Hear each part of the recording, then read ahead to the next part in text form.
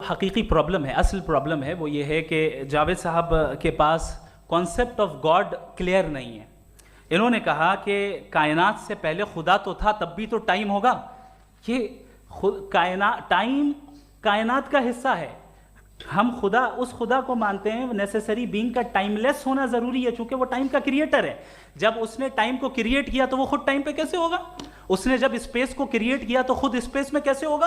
अगर वो time and space को पहले से ही उसका पाबंद है तो फिर किस चीज़ को उसने क्रिएट किया? लिहाजा ये सवाल गलत है कि खुदा था तो टाइम होगा। बिल्कुल नहीं, टाइम के पाबंद हम हैं, खुदा नहीं है। हम फिजिकल वर्ल्ड से ताल्लुक रखते हैं, वो मेटाफिजिकल रियलिटी है। दूसरी चीज़ इन्होंने मिसाल दी कि चाय की केतली हवा में घूम रही होगी, और पता नहीं शायद वो बर्टन रसल का उन्होंने हवाला दिया। बहरहाल यही प्रॉब्लम है। प्रॉब्लम यही है कि हम चीज़ों के दरमियान डिफ्रेंशिएट नहीं कर पाते। ये जो आपने मिसाल दी ये इमेजिनेशन है, और मैं जो साबित कर रहा हूं वो लॉजिकल नेसेसिटी है। आप इमेजिन करने आए तो कुछ भी करें, जुपिटर में पिंक एलिफेंट होगा, यूनिकॉर्न होगा, करें, उससे कायनात पे क्या फर्क पड़ता है? उससे आप लॉजिकल नेसेसिटी साबित नहीं कर सकते।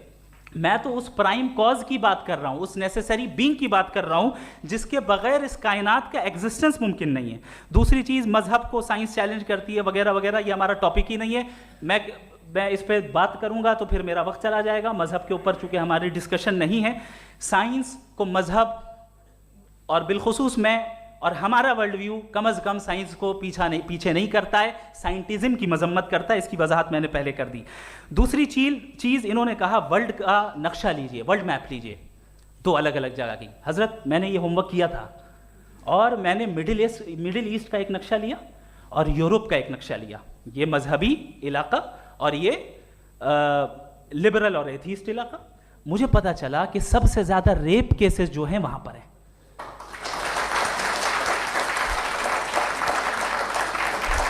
मुझे ये पता चला यूएन की रिपोर्ट के मुताबिक, मैं ये अपने घर से नहीं लेके आ रहा, कि जो वर्किंग वुमेन है यूरोपियन कंट्रीज में, उसमें 81% वुमेन सेक्सुअल हैरेसमेंट का वर्क में शुमार हो रही है। ये मिडिल ईस्ट में नहीं हो रहा है, वो मजहबी लोग हैं इसलिए नहीं हो रहा है।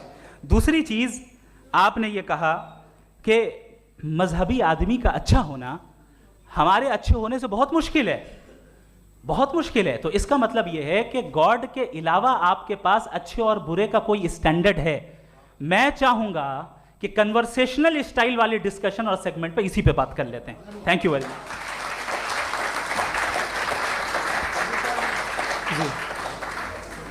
ये रिबटल का राउंड 2 है। आपके पास 5 मिनट का वक्त है, और इसके बाद क्रॉस एग्जामिनेशन शुरू करेंगे। आप चाहे तो जो इन्होंने सवाल पूछे उनके जवाब आप रिबटल में भी दे सकते हैं। जी जी, देखिए, पहले तो ये बात कि ये मिसाल गलत नहीं है, गलत है। इन्होंने पहले ही हमको डिसार्म कर दिया।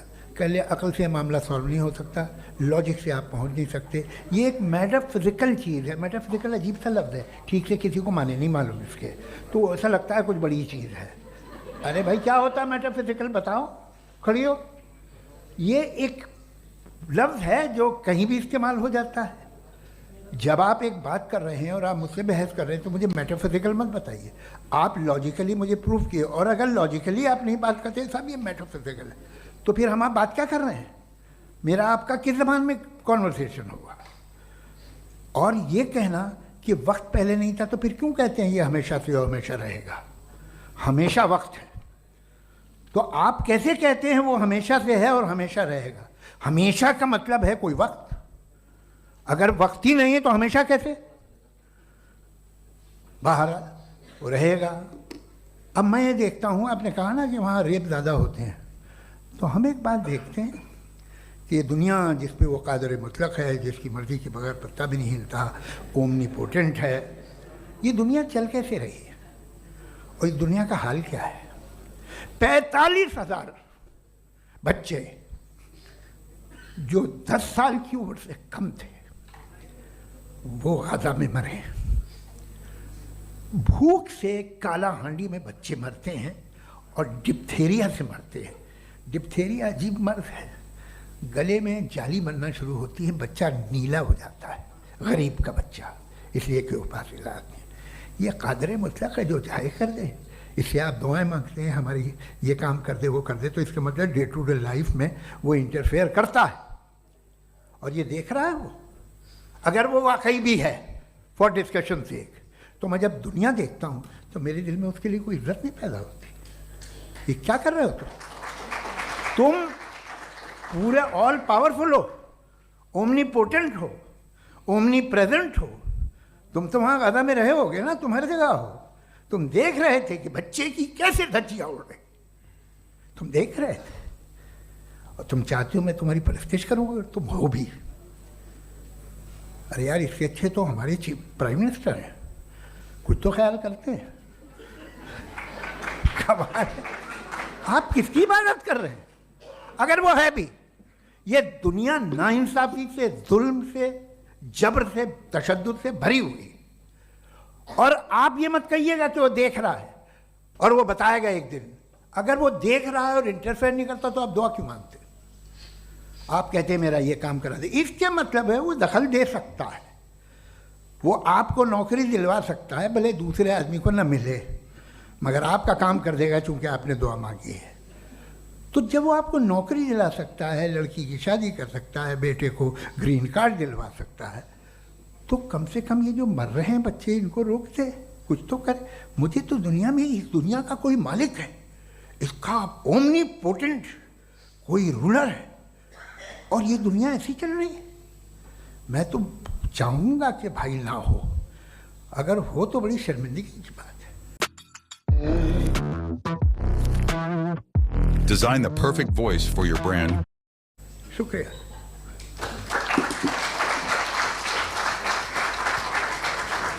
देवियों और सज्जनों, इस बहस के 2 राउंड और 2 रिबटल पूरे हो चुके हैं। अब सबसे ज़रूरी और सबसे मुश्किल राउंड शुरू हो रहा है, क्रॉस एग्जामिनेशन का। अब इन विद्वानों की सज्जनता की एक परख भी होगी, और वक्त हमने 16 मिनट का तय किया है। पहला सवाल आप पूछना चाहेंगे? जी बिल्कुल। पहले बोले भी आप आप माइक ले लीजिएगा हाथ में, ये नीचे से होना चाहिए। जी मैं बोलता हूँ, ये डायस हटा सकते हैं क्या हम थोड़ा क्विकली? डायस पीछे कर दीजिए बस थोड़ा सा, है, ताकि ये जो दाएं बाएं लोग बैठे हैं, इसे हटा ही दीजिए। अब हम वहाँ तो जाने वाले नहीं, आराम से आराम से दोनों तरफ से हटा दीजिए।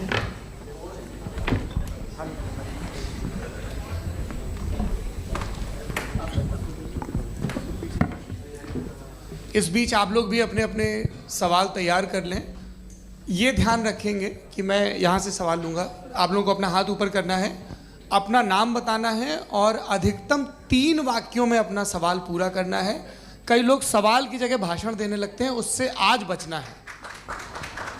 जी मुफ्ती साहब, पहला सवाल आपका, 16 मिनट हैं, हम दोनों लोगों के सवाल लेंगे। जी जी बहुत शुक्रिया। आपकी जो अभी बात हुई बहुत अहम थी, मैं इसको चाहूँगा कि आगे डिस्कस करूँ, लेकिन चूँकि अभी ये वो सेगमेंट है क्रॉस एग्जामिनेशन, तो सबसे पहला सवाल आपसे ये है कि जो मैं इतनी देर से कॉन्टिंजेंसी आर्ग्यूमेंट आपको बता रहा था, ये अकल से ही बता रहा था हजरत, आप ये बताएं कि आप इन्फिनिट रिग्रेस ऑफ कॉजेस को पॉसिबल मानते हैं या नेसेसरी बीइंग के एग्जिस्टेंस को सही समझते हैं? चूंकि 2 ही ऑप्शन हो सकता है, आप ये बताएं। देखिए, आपको मैं ईमानदारी से बात करूँ, एक तो मैं कॉन्टिजेंसी वर्ड ठीक से समझता नहीं, और इस वक्त भी जो आपने अंग्रेज़ी के अल्फाज इस्तेमाल किए वो ज़रा थोड़े से मुझे डिफ़िकल्ट और कॉम्प्लिकेटेड लगे, तो आप ज़रा सिंपल ज़बान में सवाल कर सकते हैं? बिल्कुल कर सकता हूँ। जी। यूनिवर्स की हर चीज़ कॉन्टिंजेंट होने का मतलब ये है कि वो अपने एग्जिस्टेंस में किसी के ऊपर डिपेंडेड है। जो भी चीज़ डिपेंडेड होगी वो चीज़ इंडिपेंडेंट नहीं हो सकती, तो उसका कोई ना कोई कॉज होगा।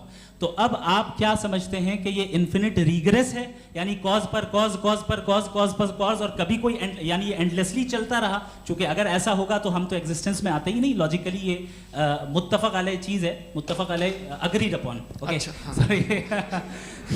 इस पे हमने एग्री किया था कि मुश्किल शब्द आएगा तो अर्थ बताना पड़ेगा। तो इन्फिनिट रिग्रेस तो पॉसिबल नहीं है, तो कहीं ना कहीं आपको रुकना पड़ेगा ऐसे नेसेसरी बीइंग पर। नहीं, कोई ज़रूरत नहीं रुकने की। किसने कहा आप रुकना पड़ेगा? आप रुकते हैं खुदा पे, आप नहीं रुकते। आप कहते हैं वो हमेशा से, जब उस वक्त से है जब वक्त नहीं था।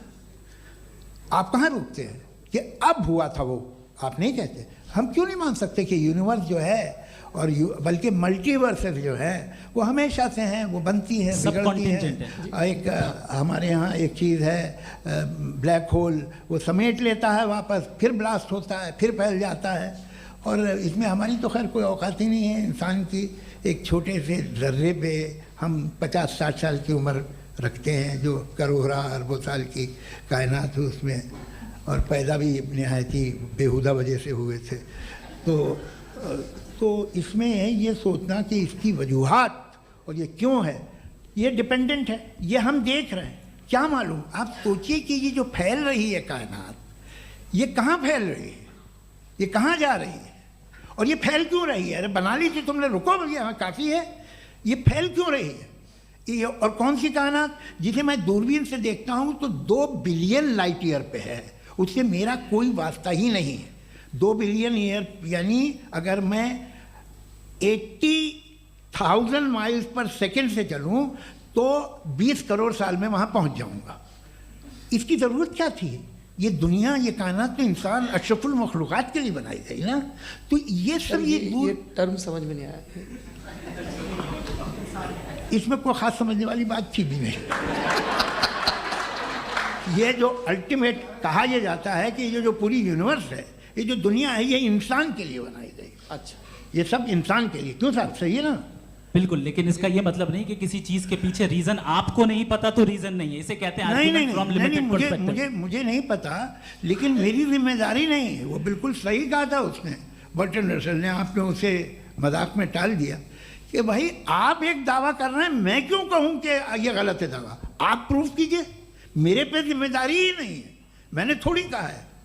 आप प्रूफ कीजिए कि ये सही है। आप आर्ग्यूमेंट ऑफ कंटिंजेंसी आप का जवाब कोई ही नहीं दे सवाल रहे हैं। पूछना चाहेंगे? आप सवाल पूछना चाहेंगे मुफ्ती साहब से?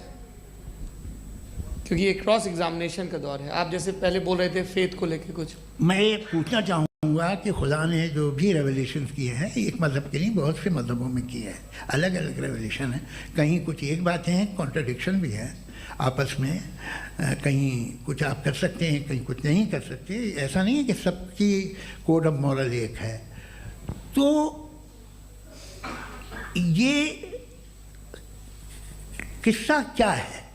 अब आप ये देखिए कि मुझे कभी कभी लगता है कि ये जो फुटबॉल फाइनल होता है, लाखों लोग होते हैं, फिर वो टीवी कवर कर करोड़ों लोग, अगर उसमें खुदा की एक बूमिंग आवाज़ आ जाती, मैं गॉड हूँ, तो सारे लोग अभी सुन लेते और टीवी पे भी सुन लेते, किस्सा ख़त्म होता। ये इतनी राजदारी क्या है कि तुम सामने कुछ तो सबूत दे दो हमें सॉलिड। ये कह रहा साहब ये यूनिवर्स कैसे बनी, इससे मसला क्या हल होगा? मैं पूछूंगा आपसे खुदा कैसे बना? क्यों नहीं पूछूंगा कैसे बना? बल्कि वो तो कायनात से कहीं ज़्यादा इंटेलिजेंट है, कायनात से कहीं ज़्यादा कॉम्प्लेक्स। जी वो हमेशा से है, आप कहेंगे मैं मान लूँगा।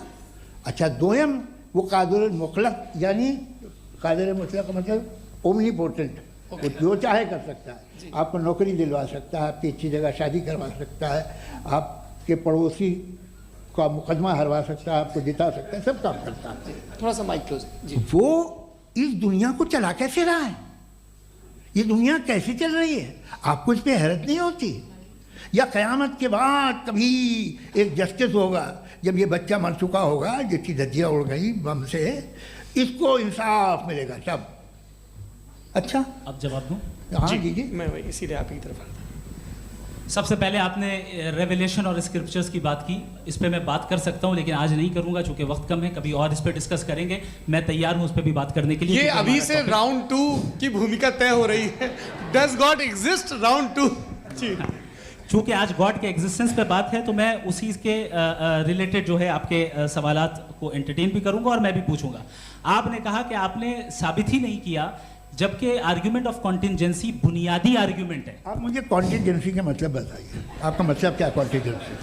कॉन्टिंजेंसी का मतलब ये हुआ कि हर वो वजूद जो किसी भी चीज़ का पाबंद है, हर वो वजूद या हर वो चीज़ जो अपने एग्जिस्टेंस में किसी भी चीज़ के पाबंद है और उससे बाउंड है, उसको उसकी ज़रूरत है, उस पर डिपेंड करती है, तो जाहिर सी बात है कि उसका कोई ना कोई कॉज होता है। ये तो अक्ल की बात है।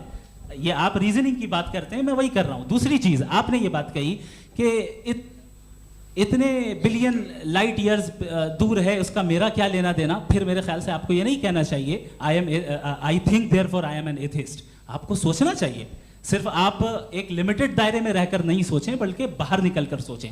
आपने तीसरा सवाल किया, आपने 2-3 सवाल एक साथ किए। ऐसी बातें ना कीजिए, कुछ लोगों को इतराज हो जाएगा आप पे कि आप कुछ भी सोचिए। ये इजाज़त आपको है नहीं, मुझे है।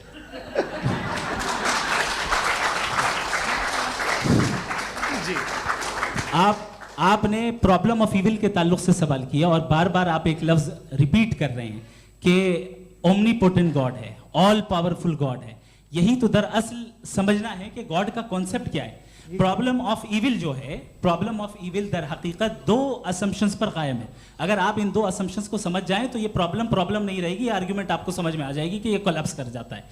पॉइंट नंबर 1, यानी जो आपका सबसे पहला फॉल्स असम्पशन है कि गॉड मर्सीफुल है, ओमनीपोटेंट है, दुनिया में जुल्म हो रहा है। लेकिन आपको ये समझना चाहिए कि हमारे वर्ल्ड व्यू के मुताबिक गॉड सिर्फ ओमनीपोटेंट और सिर्फ मर्सीफुल नहीं है, बल्कि वो ऑल वाइज भी है और वो ऑल नोइंग भी है। उसके हर काम के पीछे हिकमत और विजडम है। ये कोई जरूरी नहीं है कि वो हिकमत और विजडम आपको समझ में आए या मुझे समझ में आए। अगर आप जो समझ रहे हैं उसके मुताबिक आप फैसला कर रहे हैं, ये लिमिटेड पर्सपेक्टिव से आर्गुमेंट है। और इस चीज को हम अपनी दुनिया में, अपने लाइफ में, डेली लाइफ में इस प्रिंसिपल को एक्सेप्ट करते हैं। हम जब किसी डॉक्टर के पास जाते हैं, डॉक्टर के पास जाकर वो अगर उसने हमें कोई दवाई दी है तो हम ये तो नहीं कहते कि जब तक आपके पास जितना नॉलेज और जितना विजडम नहीं है, आपने क्यों ये दवाई दी है, तब तक हम इस चीज को एक्सेप्ट नहीं करेंगे। नहीं कहते, हम उसकी अथॉरिटी को तस्लीम करते हैं। क्यों? क्योंकि उसकी हम जानते हैं कि वो नॉलेजेबल है, वो विजडम वाला है, हमसे ज्यादा नॉलेज और हमसे ज्यादा विजडम है। बताएं सर। नहीं, डॉक्टर में और खुदा में बड़ा डिफरेंस है। डॉक्टर पढ़ा लिखा होता है, एक तो मैं उसकी बात सुनूंगा। 2M ये नहीं, कुछ जवाब तो ये भी नहीं है। सर प्लीज, आप अगर सब ऑडियंस से बोलने लगेंगे तो फिर मतलब नहीं सिविलाइज्ड बहस का। मतलब आप ये कहें कि चूंकि आप डॉक्टर पे बिलीव करते हैं इसलिए खुदा पे बिलीव किए, क्या ये मिसाल आपको समझाने के लिए आर्गुमेंट है, इस पे आपको एतराज नहीं है। तो सिंपल बात ये है कि मैं अगर ये यकीन कर लूँ कि एक ओमनीपोटेंट, उसकी मसलहत है, ये जो बच्चे मर रहे हैं ये मसलहत है उसकी, मुझे नहीं चाहिए थी मसलहत। उसकी मसलहत नहीं, यही तो समझना है, मतलब एक्सपीरियंस। अच्छा, इस आपने अभी मेरी बात पूरी सुनी नहीं। मैंने कहा आपका पूरा आर्ग्यूमेंट 2 फॉल्स असम्पशंस पर है। एक फॉल्स असम्पशन मैंने बता दिया, दूसरा फॉल्स असम्पशन ये है कि इस दुनिया में इविल के होने का कोई गुड रीजन नहीं है, जबकि हमारे पास बाज रीजंस मौजूद हैं, हमारे पास बाज वजूहात मौजूद हैं। अगर इस दुनिया में इविल ना हो तो आप गुड को डिफाइन कैसे करेंगे? अगर जुल्म ना हो आप इंसाफ को समझेंगे कैसे? अगर तारीकी ना हो तो आप लाइट को समझेंगे कैसे? बहुत अच्छे। अभी और सुन लें, अभी और बाकी है। ये तो बात बहुत पसंद आई साहब मुझे कि जब तक रेप ना हो तब तक औरतों की इज्जत का ख्याल आपने मेरा जवाब पूरा सुना ही नहीं। जब तक के बच्चों का कत्ल ना किया जाए तब तक आपको बच्चों की मासूमियत की इज्जत है। आपने पूरा जवाब सुना ही नहीं। क्या बात है, क्या आपने नुक्ता निकाला? आपने पूरा जवाब सुना ही नहीं। आप सुन लें, मेरी बात सुन लें। ये मैंने आपको एक चीज बताई। दूसरी चीज, इस दुनिया में हम आए हैं टेस्ट के लिए, हमारा टेस्ट हो रहा है और हर इंसान का अलग अलग अंदाज में टेस्ट होता है। और इस दुनिया में अगर इविल मौजूद है तो वो इविल जरिया है हमारे अंदर ह्यूमन नोबल क्वालिटीज को डेवलप करने का और अलग अलग फील्ड में प्रोग्रेस करने का। और अगर हमारे अंदर और इस दुनिया में इविल नहीं होता तो बताइए टेस्ट का मतलब क्या होता? अगर मैं अपने स्टूडेंट को MCQs दूं और उसमें सिर्फ राइट आंसर लिख कर दे दूं और कहूं तुम्हारा टेस्ट हो गया, ये मीनिंगलेस है। इस दुनिया में अगर हम टेस्ट के लिए आए हैं तो जाहिर है गुड एंड इविल दोनों मौजूद है। तो अगर गुड एंड इविल दोनों मौजूद है तो ये इविल भी खुदा का बनाया हुआ है? जी हाँ, खुदा का बनाया हुआ है। लेकिन अच्छा, चलो अच्छी बात। जी बिल्कुल, तो बिल्कुल खुदा ने बनाया। अभी तो ये है कि जो मेजॉरिटी है दुनिया में वो इविल है, तो ये खुदा एक्चुअली इविल के साइड पे लग रहा है मुझे। बिल्कुल भी नहीं, मैं बताता हूं। मेजॉरिटी में तो वो है। क्या बात कर रहे हैं भाई आप? कोई भी जो मुंसिफ होगा, चाहे आपका अपना घर हो जिसके आप सबसे बड़े हैं, चाहे आपकी ऑर्गेनाइजेशन हो जो आप चलाते हैं, वहाँ पर आप इविल रखेंगे साबित करने को कि बाकी लोग शरीफ हैं? मेरी बात सुन, क्या ये आर्ग्यूमेंट ही गलत है? अगर कि जब तक के कोई इविल नहीं होगा तब तक के शरीफ आदमी शरीफ नहीं लगेगा। अगर एग्जामिनर गलत ऑप्शन दे रहा है तो एग्जामिनर इविल नहीं हो गया। जो गलत ऑप्शन को सेलेक्ट कर रहा है वो फेल होगा। क्रिएटर ने इविल को बनाया है। लेकिन वो इविल नहीं है। अच्छा सुनिए मेरी बात, चलिए, लेट मी कंप्लीट सर। जी जी क्रिएटर ने इविल को बनाया है टेस्ट के लिए, वो इविल नहीं है। इविल वो होगा जो उसे इख्तियार करेगा। छुरी को बनाने वाला गलत नहीं होता है, छुरी का गलत इस्तेमाल करने वाला गलत होता है। रेप को कैसे गलत इस्तेमाल करते हैं? रेप इंसान के फ्री विल का नतीजा है। ये रेप कैसे गलत इस्तेमाल होता है? ये मुझे अब सुन ले गलत इस्तेमाल होता है। हाँ मैं बता रहा हूँ रेप ना, कैसे गलत मैं बता रहा हूँ जी। कि जो इविल इस दुनिया में मौजूद है उसके कई सारे तरीके हैं। एक तरीका इंसान का अपना फ्री विल है। अब अगर कोई रेपिस्ट रेप कर रहा है तो इसका गॉड का कसूर नहीं है, वो अपने फ्री विल का गलत इस्तेमाल कर रहा है, उसको सजा मिलनी चाहिए। अच्छा। और उसी के लिए जहन्नम बनाई गई है। ये फ्री विल का भी बड़ा चक्कर। आप जब कोई बुरा काम करते हैं या कोई बुराई होती है तो ये कहा जाता है कि ये फ्री विल है।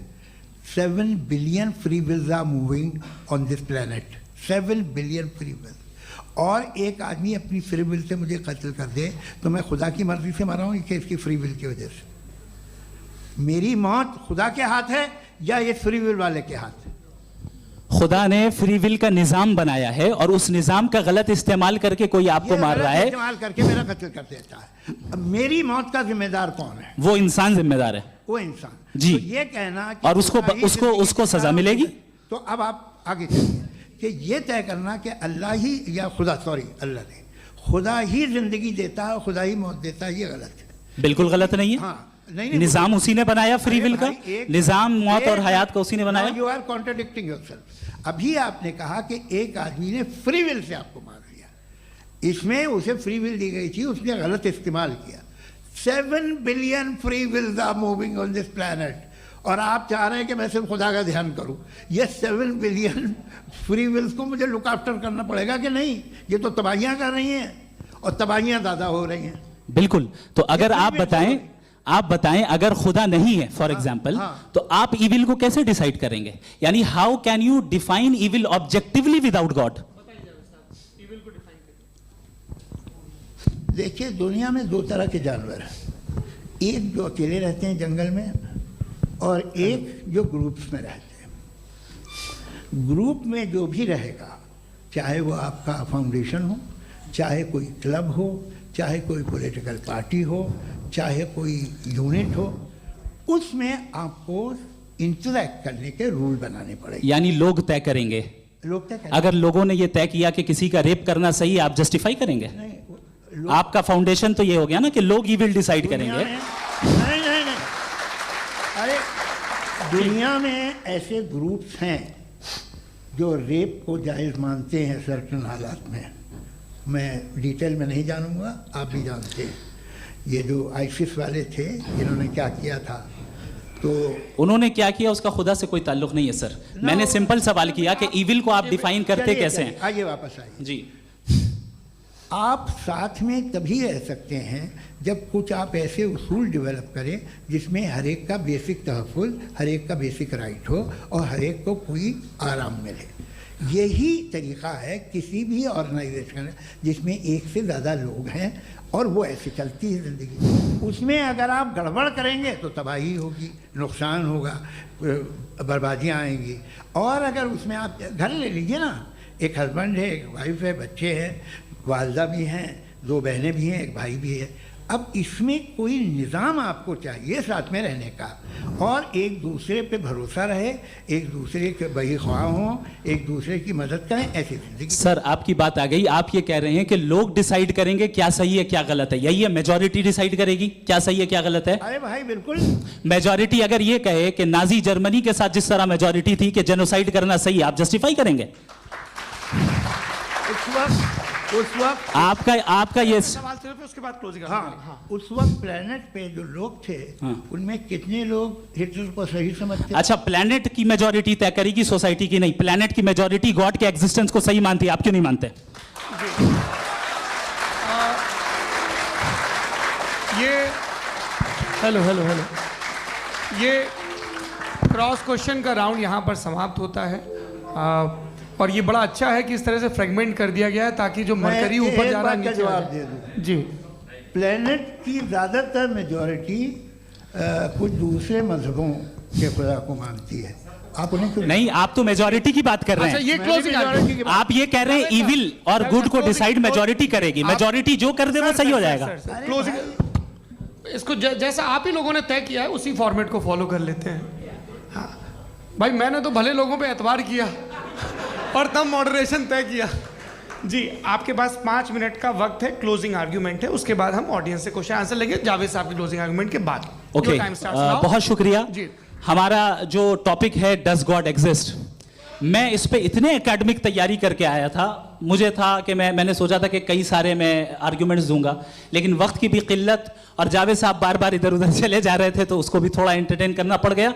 डज गॉड एग्जिस्ट पे मैं एक ही आर्ग्यूमेंट दे पाया। आर्ग्यूमेंट्स बहुत हैं और डेफिनेटिव आर्ग्यूमेंट्स हैं, और मेरे आर्ग्यूमेंट को किसी एक राउंड में भी इन्होंने एंटरटेन नहीं किया और रेफ्यूट नहीं किया, एक राउंड में भी नहीं, एक राउंड में भी नहीं। कौन सा? और ना ही अभी आपका क्लोजिंग आर्ग्यूमेंट आएगा नहीं, वो उसमें। बता देना। Argument of contingency sir. अरे मैं आपसे कई बार कह चुका हूँ कंटीजेंसी का मतलब अब मैं कैसे समझाऊं Please, आपको please, और आपस में, हाँ, आप और please, कितने please, आसानी से समझाऊं मैं, मुझे तो नहीं समझ में आ रहा है।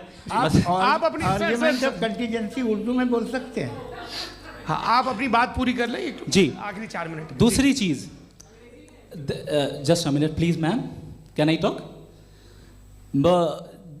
दूसरी चीज ये है कि आपने एक तो इसका जवाब नहीं दिया, दूसरा आपने गॉड के ना होने पर कोई डेफिनेटिव आर्ग्यूमेंट नहीं दिया, सिर्फ मजहब पे बात कर रहे हैं आप।